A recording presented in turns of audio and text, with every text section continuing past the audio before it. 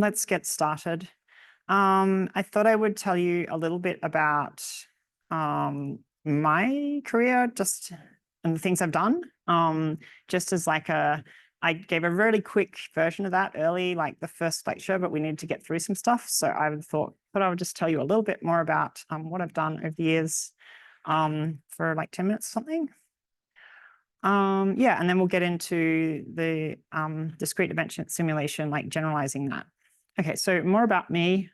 I did a PhD here in physics at UQ with Matt Davis over in physics. We were working on ultra-cold gas phase transitions, especially with like respect to low-dimensional systems. So we were doing computer simulations of those things and then doing a bunch of data analysis. So we had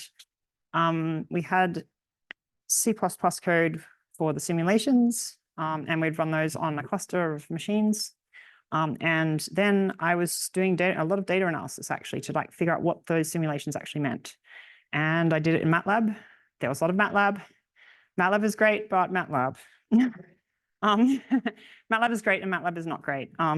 So anybody who's used it will kind of know that once you make something which is bigger than a few hundred lines, then you start regretting that you're using MATLAB. But when you're using it and you're writing something which is 50 lines long, then you love it. So at least that's how I feel about it. So I have a bit of a love-hate relationship with it. I went searching for other things. I toyed with Python. I did write a lot of C++ code. You can see there's this project here mentioned, Axis, which was a renderer. This was not related to my PhD, but I worked on it a lot in my spare time and probably my not so spare time. And that was in C++, and that's open source. So you can go and dig that out of the bowels of the internet. It's like a bit of a dead project at this point, but now I didn't start it, I just contributed to it, but I did spend a lot of time learning C++ and writing graphics code. So that was that. Yeah, and then after my PhD, I was sort of a bit sick of academia, I guess, a bit, and wanted to do some like more practical work. So yeah, I went to work at a place called Rome's, which is part of Ergon Energy at the time. So that's like Ergon owned the like all of the electricity infrastructure in Queensland, all of the regional infrastructure, not the stuff here in Brisbane, but everything elsewhere pretty much. Yeah, and one big issue they had was getting trees too close to their power lines. So this picture here is a bunch of power lines in red there, and this is a point cloud. So we had like an aircraft that flew around and gathered data. So yeah, I mean, maybe Paul mentioned some of this stuff because he also worked there with me. I worked there a little bit earlier than him, but yeah, we both worked there for quite a few years. Yes, correct. Yeah, so that's like all the connections coming together. Megan is also currently working there, I think. I've like, sometimes I lose track of where she's gone to, but yeah, she's back there, I think. Yeah, anyway, so this is like a very early picture actually from an earlier JuliaCon talk that I did about point clouds and stuff. And this is a point cloud viewer that I wrote while I was there, which you can go and look at if you want to. It's called Displaz, because LAZ is the data format it was displaying. That was C++. And yeah, at some point, we did lots of mapping and sort of geospatial inference and stuff like that. So, but you've heard about that from other people. Yeah, and then these are some packages that I kind of worked on, which are all open source while I was there. Staticarrays.jl, which is like the short-sized array package in Julia, which you might use for something in this course, I'm not sure. If you need fast arrays, which are short and fixed length, then you should use that. Geodesy, which is about like the shape of the Earth and things, transformations between different coordinate systems. This is just a little package for doing some data IO for like writing PLI files, which is a certain geometry format. I also worked on the logging infrastructure for Julia. So I wrote a little package called micrologging, and then that eventually became the logging standard library. So the logging standard library is something that's sort of related to the work I did at Rome's because we had production systems. We need to log stuff. So yeah. Okay, so that was that. Yeah, and there's a bit more, a few more things I've done since then. I worked in medical research for a few years at TRI, which is the Translational Research Institute just across at the PA hospital. If you've seen the big red building, that's what that is. So yeah, we were doing work. I wrote code to run on MRI scanners, and that was really fun. That was some C++ code in Siemens' very proprietary environment.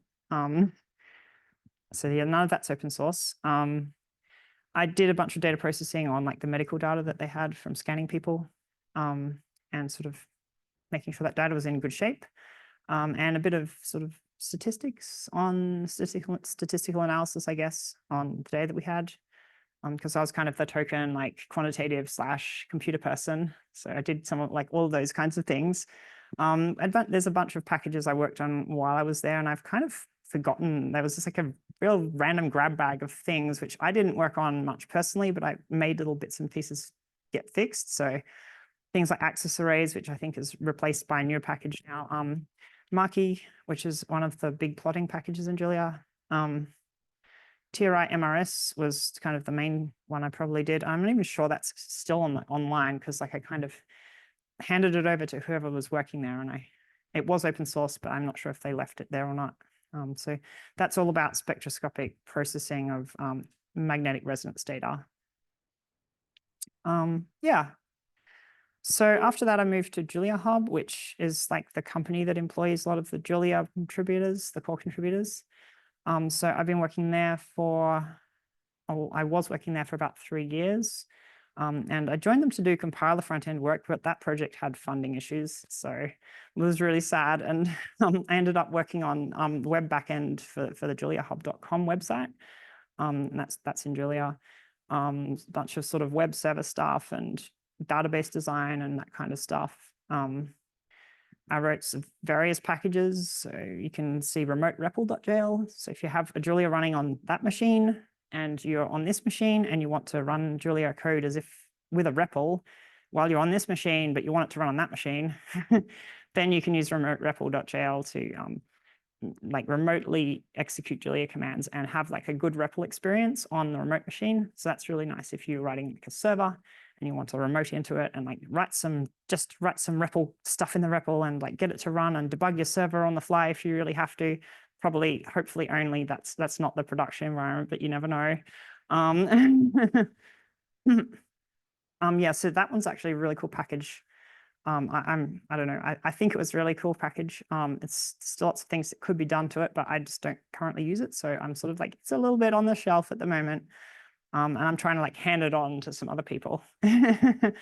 SQL strings for sort of avoiding SQL injection, if anyone knows what that is. Datasets.jl, which is like for dealing with datasets in Julia, sort of scientific datasets. I think they maybe have replaced this with something else now, since I moved on from that project. Yeah, anyway, so I got out of that and went on back to the compiler work that I really wanted to do at some point. And that's kind of what I'm still doing, amongst other things. And yeah, there's 2 big packages there, juliasyntax.jl and julialowering.jl. So those are all about the front end of the compiler. So if you want to know more about that, you can go and look at my JuliaCon talk from this year, which is called Dude, Where's My Code? So I did that with Tim Holly, and that was really a lot of fun. Yeah, so yeah, if you want to know the details, you can go and look at that one. So that's about julialowering.jl. And then there's also a previous talk about juliasyntax.jl. Yeah, so if you go looking for my older stuff, yeah, we're doing okay on time. I'm not wasting too much. If you go looking for my older stuff, then you'll see like, what's this dude? Anyway, so at some point I did a gender along the way, so you might see someone else talking about it. It's me. Don't worry about it. It's fine. Yeah, anyway, so yeah, there's all those things online at some point, like various packages I've written. If you want to like poke around and have a look at them, feel free. That's just a little sample that I happened to remember in writing this little intro thing. There's a whole bunch of other ones which I've forgotten, but yeah. Okay, so let's go back to the actual content of the course.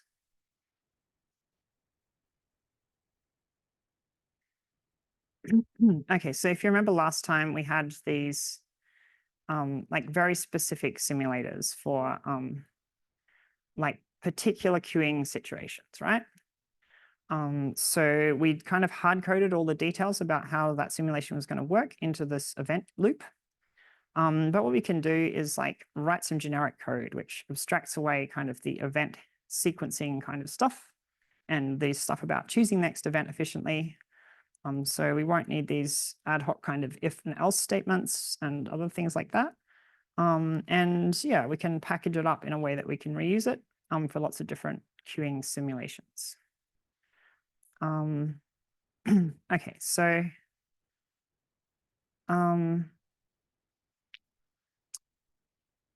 okay, so first we'll just have a look at some data types that we're going to use to make this work and some functions. So we've kind of got to choose our data types. Oops, sorry. We've got to kind of choose our data types and our functions and which there'll be some functions which will be overloaded like for our own custom types. For each different simulation, we'll be able to make our own. I just restart this actually. We're going to need to. Okay, so what have we got here? We're going to need the data structures package for the heap data structure in a minute. So we have that. And we want to extend the isless function from base. So that's why we need to import that. That's the version from base that we're going to extend down here. And what we're going to have is two abstract types.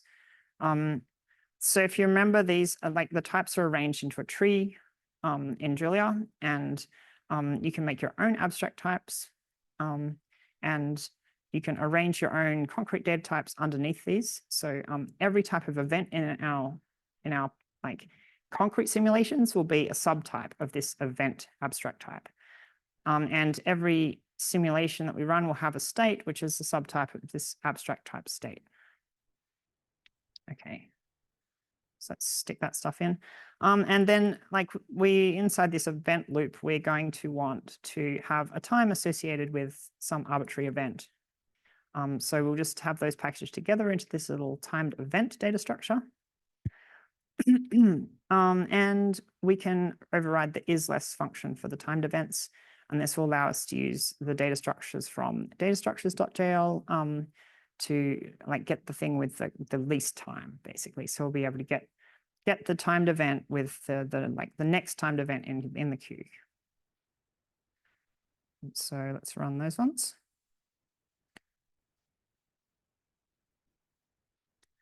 Okay, so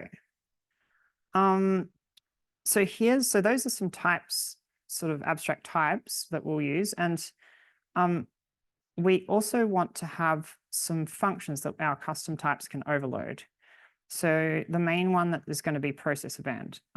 So when we have our own custom event types, we're going to overload process event with our own custom event type. So the way it's called is it's passed a time, a state, so it's the current time, the current state of the system, and the event which is being processed. And then that should return a list of, or a vector of new events with their times associated with them. So yeah, each event can produce multiple new events potentially. Actually, we will see that in a minute. Yeah, so that's how it's going to be called. Now, remember, I don't know if you remember, but this doesn't actually define any methods for this function. This is just the interface. We're just saying this is the function. We don't have any methods yet. We'll add some in a minute. So if we look at, try and get everything on the screen here.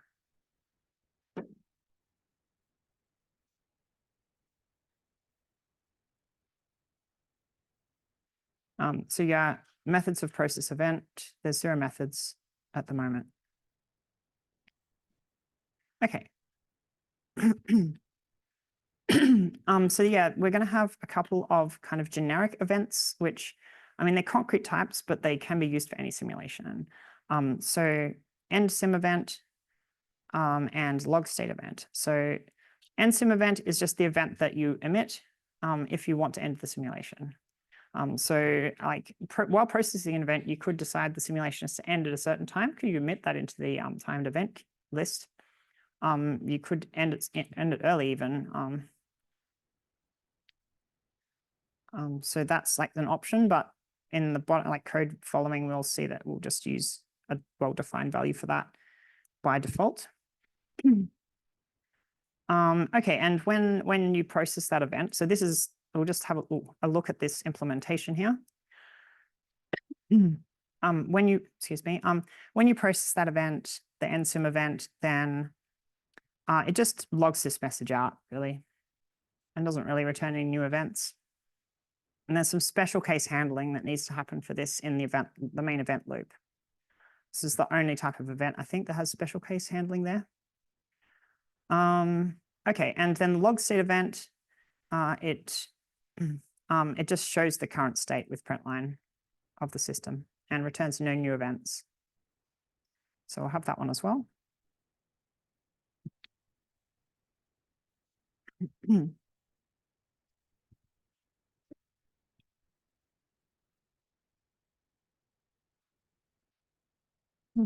Okay, so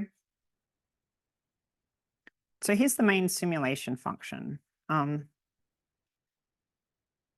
might just get rid of those things. It's not going to make it any. I want more space here. Okay, we'll just have to go through it. Okay, so the main simulation function is going to take the initial state and the first event that's going to kick everything off. And then we can give it a maximum time and we can give it a list of times to log. So this is just like kind of a utility. Makes it a little bit easier to call this thing. And yeah, then we also allow it to have this arbitrary callback function. So that's going to get called every time an event's processed. So if you want to do things like keep a track of the state of the system over time or that kind of thing, then you can call the callback function. You can pass your custom callback function. Okay, so the most efficient way to get like the next event is to use a heap data structure. So this binary min heap thing is from the data structures package. So that's going to let us put new events onto this queue of events, and it will let us get to the one with the highest priority, which is the nearest one in time. So that's what we're going to use that for. We could use something else, like in previous code, we just used a big array of all the events, but that's like really inefficient because you're going to be inserting and removing in the middle of the array, which is like not great. And you also have to search the entire array to find like the next thing. So this data structure lets you do both these things much more quickly. Okay, so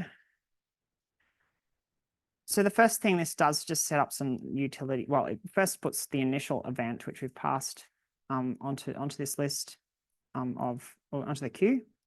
And we're also going to add the endsim event, and we're going to add all the log state events. These could probably be abstracted out so that this function doesn't have to have those kind of details inside of it. This is just convenient though to have them in here for the moment.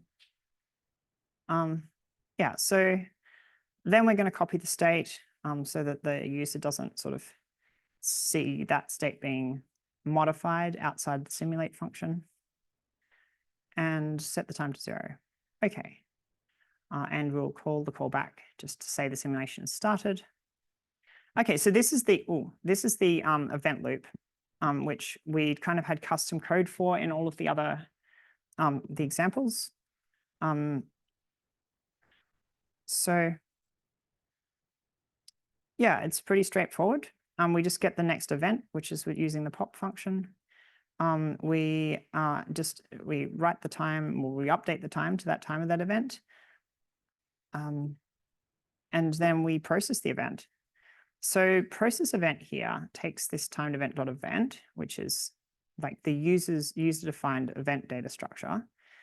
So if we would override process event for our particular simulation with our custom event data structure, then yeah, we'll get whatever custom code is going to be called here.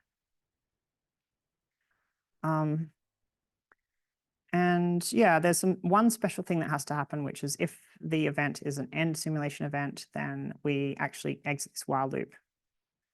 So that is the only like special case handling that we have here for event types.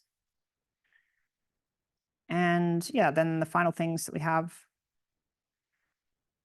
we add these new events. So this process event will create some new events. We add those to the queue, and then we call the callback just in case the user wants to do some custom processing. So yeah, that's all there is to it. Yeah, so if you want, you can use that as a basis for project 2, as the kind of core simulated loop. Yeah, I would say that like the way this is designed is to kind of show you how you could structure kind of types into a tree and stuff more than it is for like complete efficiency. So some of the like abstractions used here, I would say, are not zero cost. So if you want this to be as fast as possible, you probably have to design this in a slightly different way. Just as like just as a beware that like this is not going to be as fast as possible. It'll still probably be quite fast. But yeah.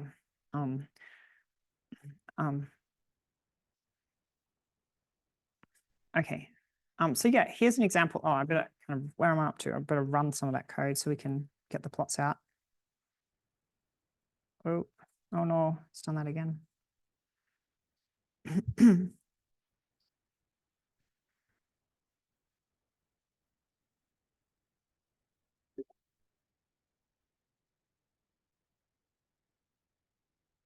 Okay.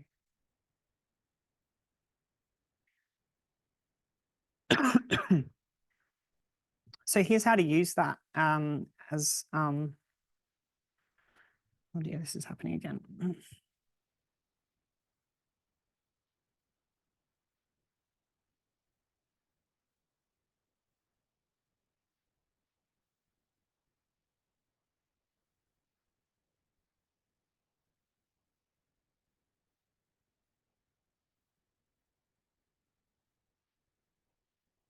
Okay.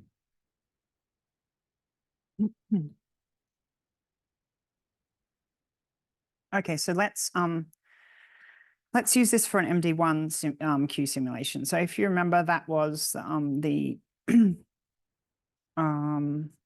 these arrival times are like exponentially distributed. The waiting times in the queue are fixed, and there's only a single server in the queue of the queue.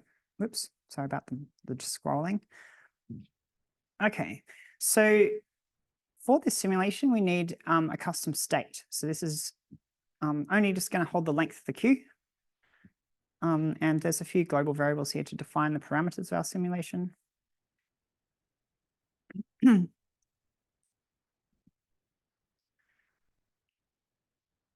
We've also got a couple of event types here. We've got arrival event and end of service event. So the arrival event is somebody arrives in the queue. The end of the service event is that someone who's being currently served, the end of the queue is finished being served and they leave. Okay, so I have those ones. Okay, so what do we do with these process event functions? So yeah, like the simulator function further up will pass the time, the current time and the current state, and it's also passed the event. So can anyone tell me what that, like there's just colon arrival event, like what's going on? There's, where's the actual variable then? Can anyone tell me what that's about?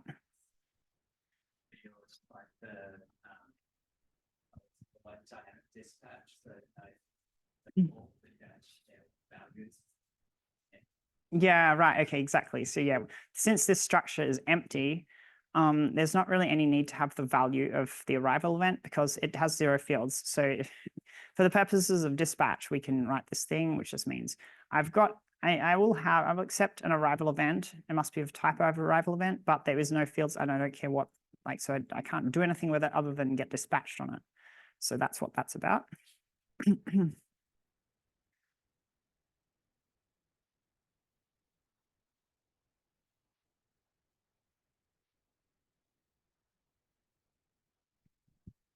Okay. so when someone arrives, what we're going to do is increase the number of people in the queue. We'll add a new arrival event. So in this simulation, we've kind of got a distribution for the inter-arrival times. So if you look at the time of this arrival and the next arrival, then it's this exponential distribution.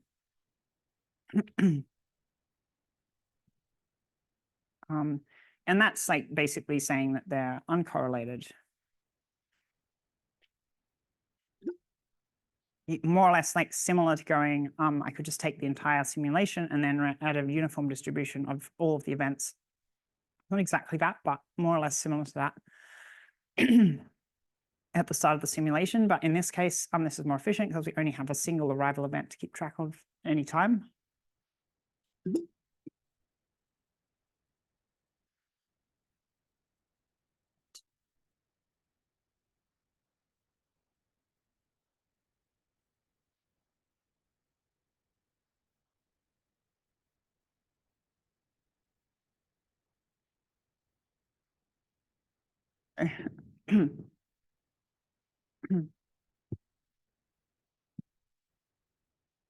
Sorry. Okay. Okay, so yeah, right. So there's this other special thing. So there was only one job.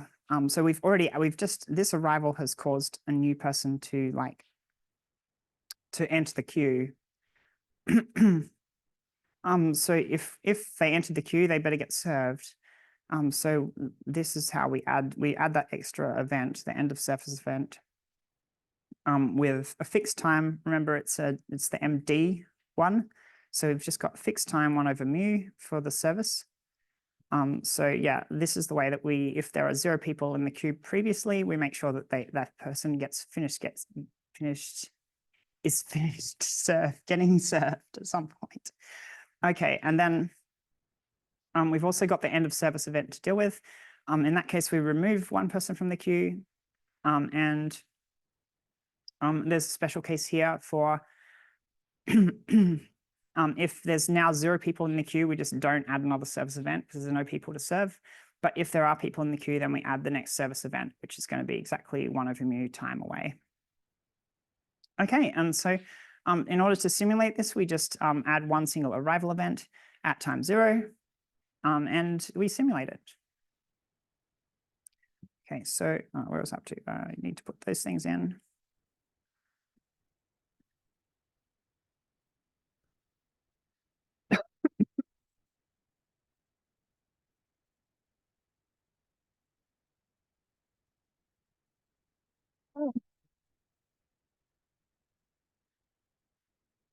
Okay, so if we run that simulation,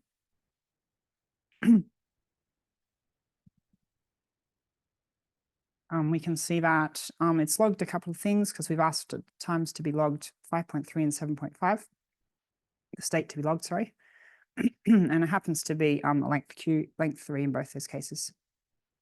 And we've finished the simulation at time 10. Okay, so more interestingly, let's run a longer one, and we'll add this callback function, record trajectory. So that's going to be called every time an event happens. And we will keep track of the time and the number of things in the system, the number of people in the queue.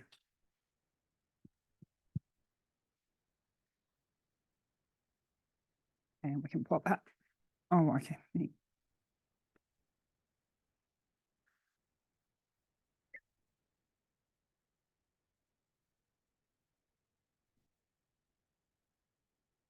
Sorry, anyone on the other end of the remote for the coughing. Okay, we need stitch steps.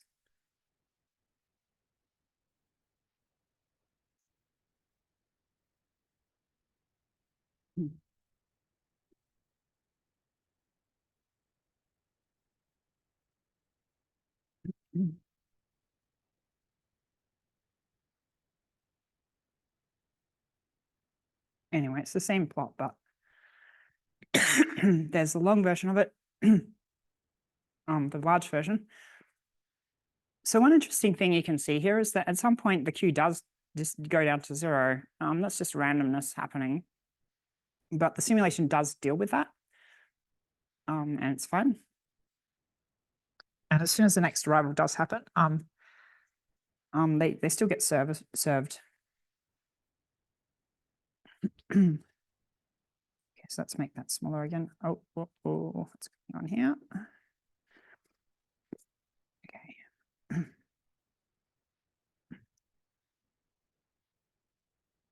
Okay, so one last thing in this section. How are we doing for time? Oh, we're going fast. Yeah, so we can also run this simulation and we could, instead of like producing this graph, we could compute the average Q length. So that's what this function here is going to do. So that we're going to use this callback here to do that. And if you remember, there was that, I think it was called Q integral in the previous code. This is the same thing. So we're just adding like we're integrating the curve that we have in this diagram here.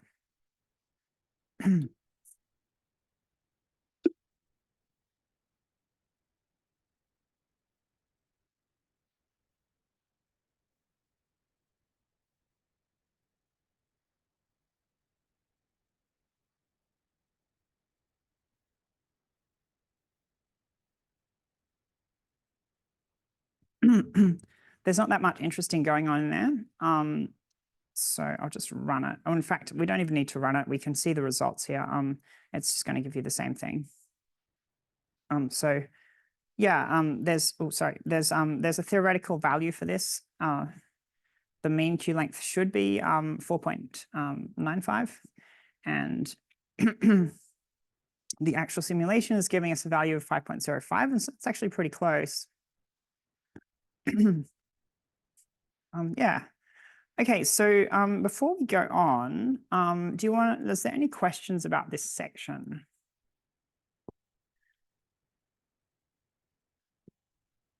Oh, can you use it on the assignment? I think so.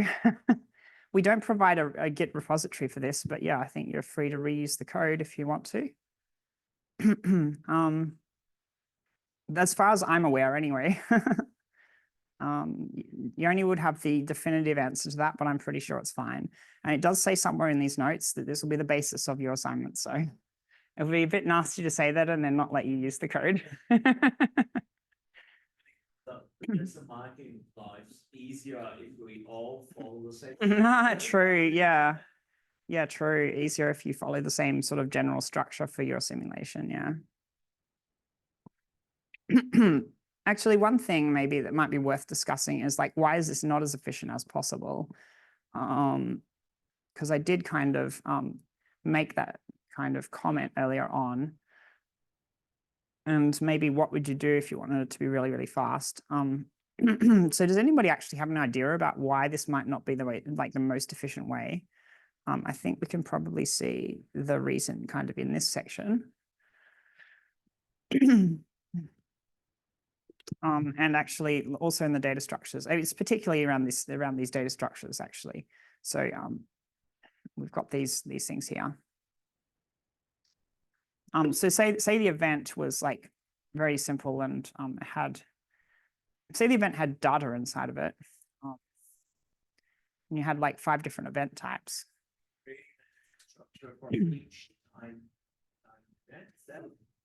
Well, this data structure is concrete. So this type of data structure is always the same, but this thing here is abstract. Should it be like a vector? Or does it have to be individual items for each time? Should we have a vector of times? I mean, we could try to split the data structure apart and have the time and the events separately, but that sounds kind of wouldn't help too much because none of the kind of key issues with this is that the event is abstract. So if we go down here, maybe we'll see some of this later in terms of like trying to optimize things, but if we go down here, so actually, has anyone talked to you about type stability? Actually, question. doing one approach to get rid of that abstract type when you're running simulation. Should exist. You do something like a sum type, Julia. Like, I don't know if you can have payloads on that. Yeah, right. So like that's right. That like kind of generic and like most elegant solution is to use what's called sum types. And Julia's union type is sort of a bit like that, but not really. Unfortunately, Julia doesn't have a built-in sum type. So there's a package called sumtypes.jl, which in fact you could use, and it would probably be quite efficient. But like for people who don't know what that is, basically you would have a tag, which is like an integer, which says which event out of these 5 is it. And then you have the data next door, and it's sort of a concrete type. But yeah, like so it's like to kind of get to the root of the issue. When you're trying to optimize Julia code, you often hear like these discussions of type stability, which is a funny way of saying that the funny terminology for just saying that type inference couldn't figure out what the exact type of something was. So if we look at this timed event here, in fact, if we look at this thing, this is the problem here. Timed event.event is an abstract type. It's one of these things. It's just this abstract event type. So if the compiler can't figure out that if there's only like 3 concrete event types, like, or maybe 4 like we have further down, if the compiler can't quite figure that out, so you have 10, at some point it'll give up going like, oh, it's one of these possible 10 things. What it will do instead of kind of like figuring out exactly which one of a possible one it was, and then inlining the call to process event, because this process event function could be really, really simple, right? So you might want to inline it into this loop and know the types of all the things everywhere. It just will decide not to do that. So it'll call it'll do a dynamic dispatch here on process event. And that's a lot more expensive if you have something really, really simple going on inside of your process event. You really want that, like the compiler to have knowledge of all the types so that it can do concrete dispatch or inline, in fact, all of the guts of this into here. So what you actually want the compiler to produce, I would say, let's look at it a slightly different way. You actually want it to produce code like this. You want it to say, if it's this type of event, do this thing, and if it's this other type of event, do that thing. That's actually what you want it to do, but you don't want to have to write the code out by hand. The only issue with the way it's set up further down is that the compiler doesn't quite have enough information to necessarily do this. Now, in some certain cases, it may do something called union splitting, where it's like, oh, the subtypes of event, there's only 4 of them, and that means it's a union of these 4 things, and then I can make a if-else, basically, based on the possible 4 things. But you just can't easily guarantee that the compiler is going to do that, especially when you have a large number of things in that union. So like this may or may not be efficient. It's giving me inefficient vibes. Sorry, the one further down. It's giving me possibly inefficient vibes. It doesn't matter for your assignment. Don't worry about it. But if you're obsessed with efficiency, then you might structure this in a slightly different way to make sure that the compiler is like more aware of the concrete type of everything. Okay. So with that little diversion out of the way, we can go on to the heap data structure. Now, we're not going to, I don't think we're going to get through all of this today, but we can get through a bit of it. Oh, in fact, before I go on though, is there any other questions about the generic simulator? No? Nothing from chat? There was a few people on chat. I'll ask chat. Anything from chat? There's a few of you on there. No? Okay, no problem then.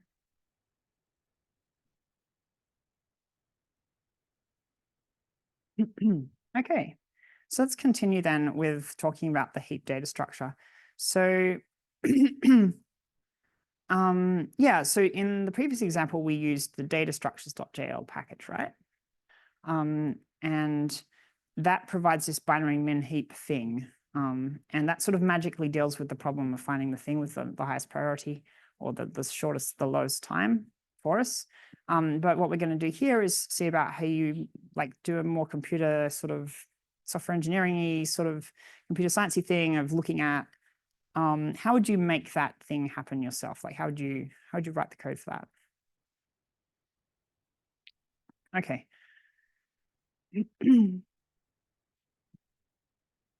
Okay, so like yeah, there's a little note here that the heap, the notion of heap that we're talking about when we're talking about like binary min heaps or binary heaps is different from the kind of generic allocator thing that people often call the heap as well.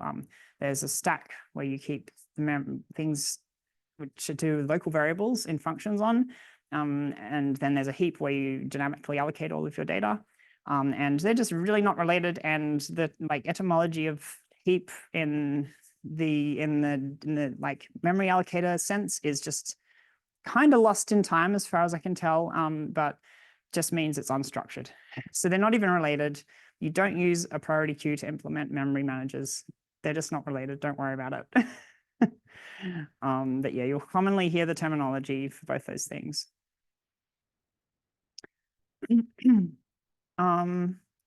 Okay, yeah, so the kind of important thing you want to be able to do here is push and pop elements as fast as possible. So you want to add something with an unknown time or an arbitrary time, I guess, to the heap.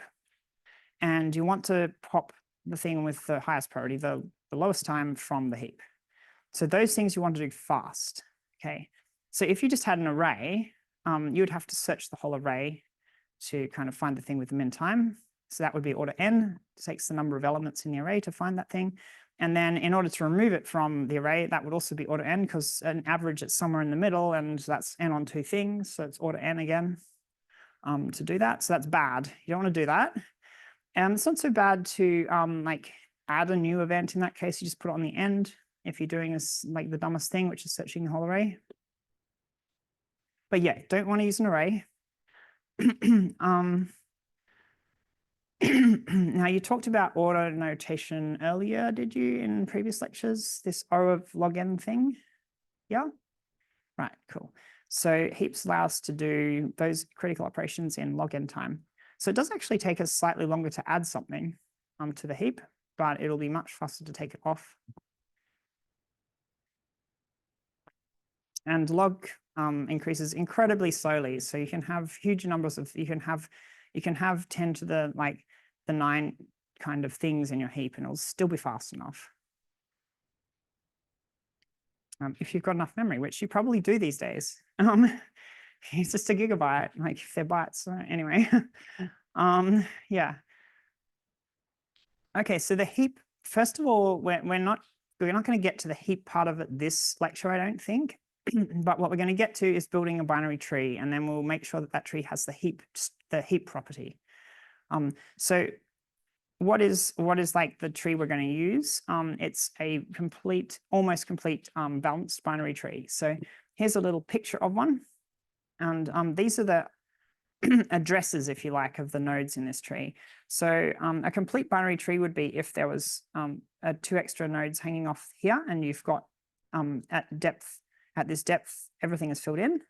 It's almost complete if there's only a few missing out over this side. So yeah, our heap will be in this kind of structure.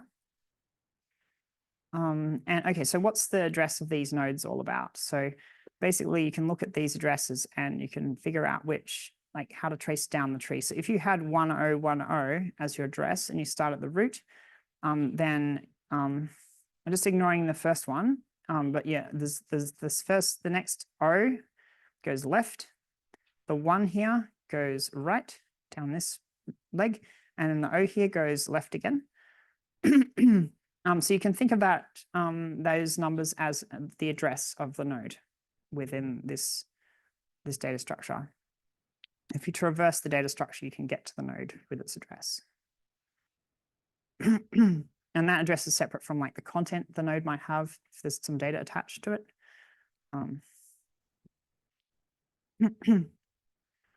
Another thing that's like actually quite important in practice is that this whole tree, imagine just pushing all of these nodes upwards to this, like the flat line. and storing them all in an array. Actually, no, that's not, that's the wrong way around. Sorry, it's the other way around. This one is the first thing in the array, then these two, then these ones, then these ones. So you can look at it like this. So you can actually store an almost complete binary tree in an array like that. And it's like a very compact way to store it. And if you look in datastructures.jl, you'll see that this is the way they do it. You'll see that they lay out all of the nodes based on their location, like based on this kind of arrangement in a single array. That's just a super compact and efficient way to actually store things. The other thing is that if you have a particular address, then you can always get directly to that node. You don't need to traverse any tree. Sorry. You just need to index the array at the location that you know of. So you can see that's actually the index. These addresses are the index. So in binary, so 100 is the fourth thing along in the array. And that's 4 in binary. Yeah, so if you have the address and you're using an array for this, then it's a super fast. It's like the fastest thing you could imagine getting a value out of that. Okay. The other thing is that if you have the index of a node here, you can also find its parent and you can find its children just using some arithmetic on the index. So that's actually a really cool property as well. So you can kind of traverse this tree by like calculating the indices of its parents and children just based on like integer arithmetic. You don't need to follow any pointers. It's very, very fast. And so, yeah, if you do have like an almost complete binary tree, then it's a really good idea to lay it out in an array for efficiency reasons. But we're not going to do that. And the reason we're not going to do that is that it's sort of interesting to see how you would design a more general tree data structure, I guess, for like if you didn't have this almost complete property, then you need to do something else. And if you need to add left and right children in an arbitrary way, then you might need to use a linked data structure. And so we're just going to do that for the sake of having a look at how it's done. And if you want to see the really fast version, by all means, go and look at the datastructures.jl package. And that's like the version which is specialized for those types of trees. Okay, so, but instead of that, we're going to use this node data structure. I'm not sure if it's worth me running this code actually, but we'll see. I'm also not sure what that error is about, so just ignore that. No idea why there was a previous definition of main.node. Must be further up in the file. I don't know. It's a bit strange. Yeah, and I mean, the other reason, the reason that you might want to well, I'm saying we'll do it this way to show you how it's done. The more general case is that like trees are just kind of a ubiquitous kind of data structure in and graphs in computer science. And so yeah, in the case that you need to dynamically modify those trees in an arbitrary location, then it's like just efficient to be able to do one little tiny thing in one place in the tree and not disturb the rest of the data structure, like you might have to do if you're using an array for the layout. So that in that case, you would use one of these linked data structures. But yeah, if you don't need linked data structures, don't use them. They're inefficient, but they're convenient. And sometimes you really, really need them as well. Okay, so let's, we'll make a particular balanced binary tree.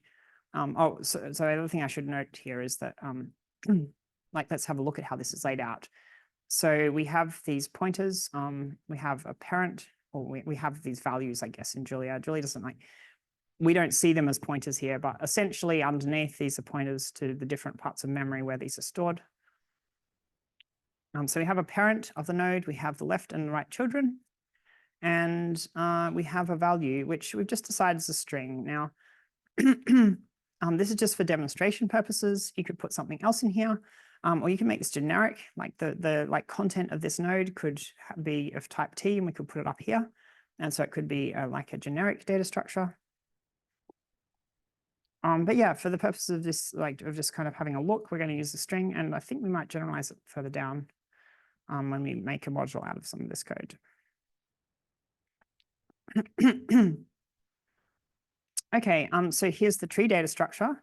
So this is really simple. It's just a root node, and then it's going to be like referencing all of its children. So we don't need to store those explicitly.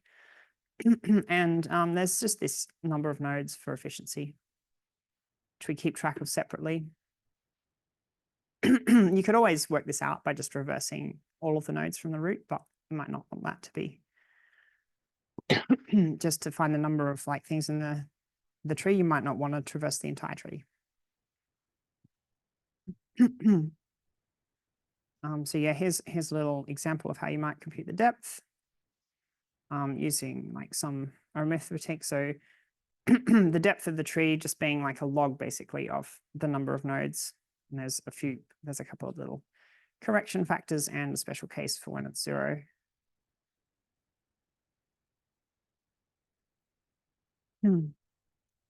Whoops, that's not right. That was meant to be 0. I mean, you could do this a different way. We don't care about that too much.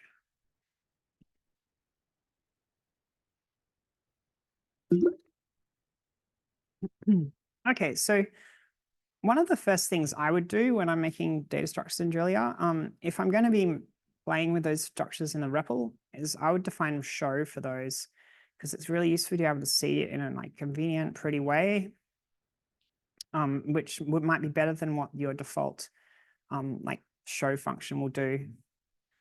So that's what this is all about. So there's just some, perhaps I think we saw some code a little bit like this before when we were printing a tree of the types. So there was that code to print, sorry, all the subtypes of number, for instance. So this is just making some ASCII art to print the tree. But also another thing that you might note about this code, and this is very typical, is that it's recursive. So if you have one of these tree data structures, it's very typical to write a function which calls itself, and you can see it's calling itself with the left child and the right child, to show those parts of the tree. So yeah, this is like super typical code to traverse a tree and do some processing on it. So I will put that one there. So we could actually play with that a little bit.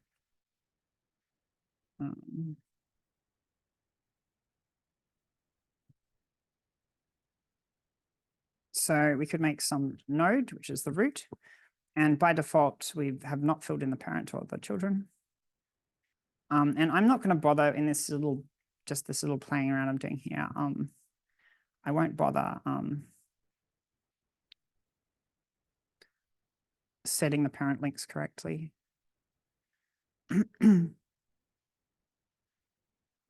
Show tree, what was it called? Show node. And we need to stand it out. So we could show this very trivial tree that we have here. But we can go further. We'll add some other ones. So we can keep adding stuff to it.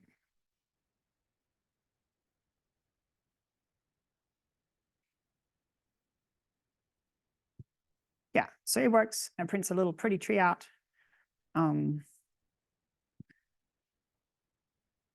So you can have a play with that as well.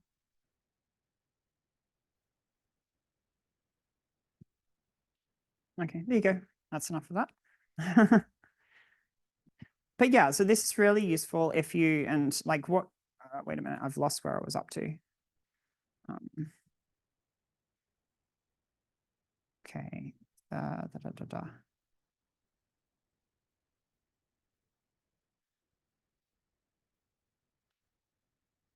this is not correct. Okay, here we go. Okay, so this was our own function called show node. This is a little helper function. And yeah, you would probably want to overload base.show as well. And that's the one the REPL actually uses to show things. So if I just do root, then it's not actually very interesting here. This is the default printing. This is the reason that you might want to overload show. For the priority queue, I've lost it again. Let's define base.show.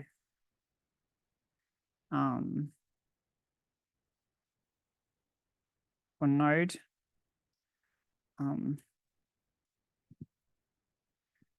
So we could also, like in the examples in the actual code that we've got here, in the lecture notes, we didn't define this base.show for node. We only just defined it because node is kind of internal, right? Like we only defined it for this binary tree type, but we could also define it for node if we wanted to. And then hopefully that will now do the right thing. Yeah. So instead of when I type root, it doing this kind of thing, which is like kind of readable, but it's not the best. If we produce something with a function, or if we just yield a value, which is of type node, then now the REPL will just show us the nice thing. And that is actually really super useful. I highly encourage if you make your own custom types, make a pretty show for them.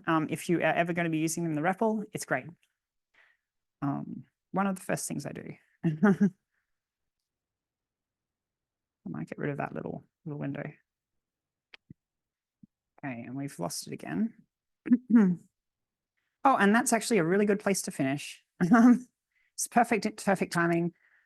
So yeah, next time we'll go how to add things to this tree, and we'll go and make sure that we can keep the heap data structure. We can keep the tree in the heap configuration, so the thing of the highest priorities in the root position. But yeah, that'll be next time. Okay, that's it. Yeah, no worries. You're welcome. Any questions?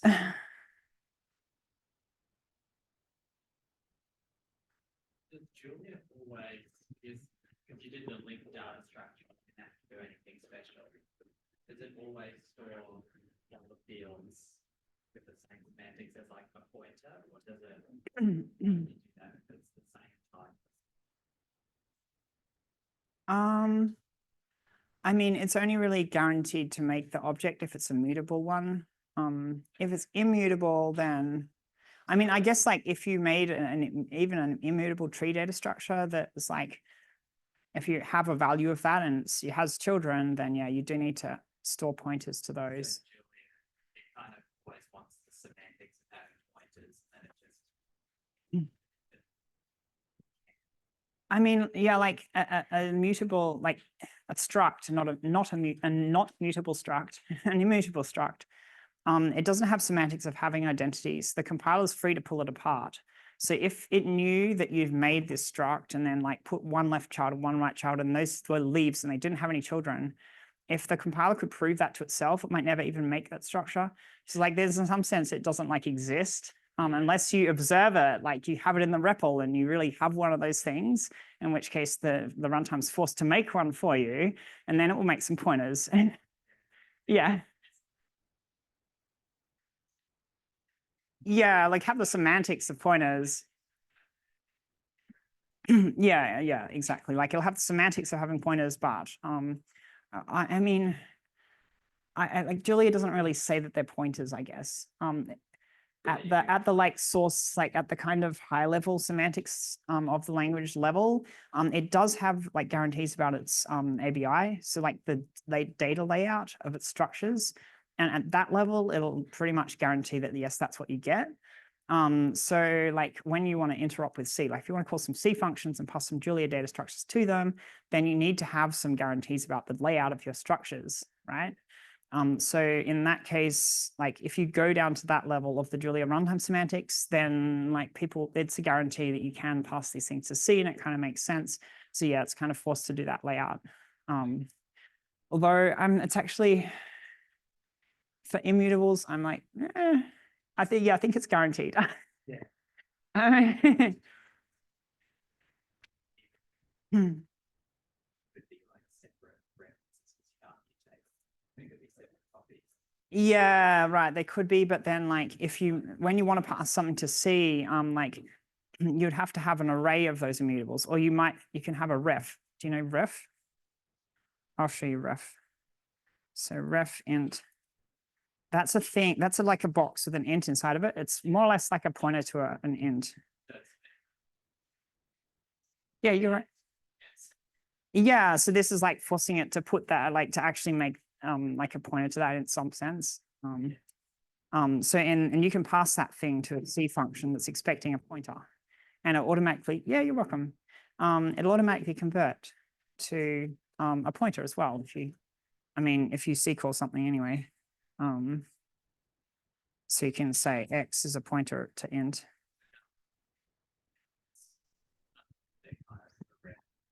Oopsies. This obviously doesn't exist, so whatever, but sorry, what was the question? I guess any field that's not like primitive, it's kind of a random under the or like Well, anytime you have a mutable structure and that's stored inside of another structure somehow, then you better have a pointer to the mutable one, because of its identity.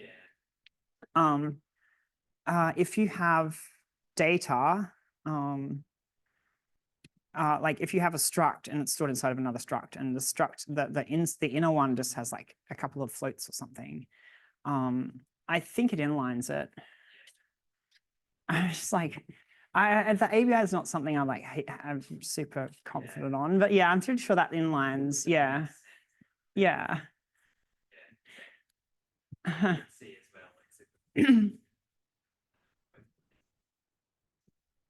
Sorry. Like in C, you could import it as a flat thing or as a nested thing, and C wouldn't really doesn't really C's eyes, I guess. Or I guess like maybe I'd just say that like the ABI of C is much more in your face. Like it's much more clear how the layout's going to be. Whereas in Julia, you have to go and like read the docs about what is the ABI and like how does it deal with references, because it does have a GC, right? So it does need to know. I mean, that doesn't mean it can't have C like layout for its data structures. But it does mean that something's like not immediately obvious about what it does. And I mean, it does need to store types because you can always introspect ask the type of something. So when you have a value of a Julia value, you have like if you have a reference to that thing, then you in memory is actually the type in like 8. If it's a 64-bit system, then there's like 8 bytes with a pointer to the type object. And then next door to that is the pointer to the actual value. Oh, sorry, is the value itself. Sorry.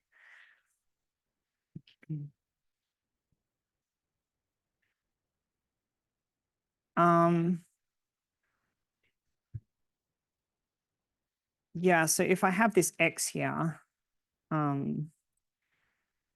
can always call that, right? And that'll return the type of it.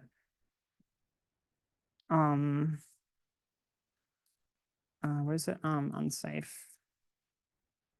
If you want to know all the naughty things, just like type based on unsafe underscore. So yeah, unsafe. Yeah. Yeah, some of these are, yeah, some secret buffer, yeah. Some of these are actually like just internal. So when you type base dot, you'll just get internal things, but some of them are public. So like unsafe get index is public. So which one is I'm after? Actually, it's not even unsafe. It's the other way around, which is unsafe. What am I doing?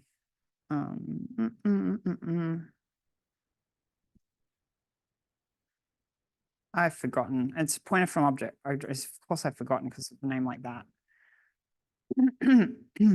So this is actually a pointer to this thing X. So that's of type pointer nothing. So if we were to convert that to a pointer int, actually, what is X at the moment? Oh, 0. So it's not very interesting. So let's like actually assign it to something.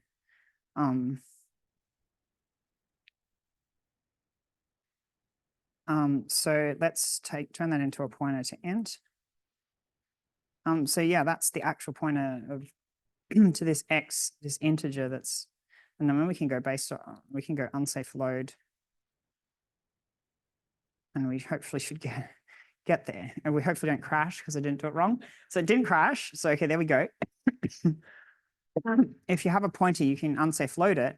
But what I was just saying before is that that just before this thing in memory is so like just before that is in memory is the type. So 8 bytes before that, because we happen to be on a 64-bit system, and then convert that to a pointer to any, because we don't want to assume what the type of that is. And then if we, now is this going to work or is this completely wrong?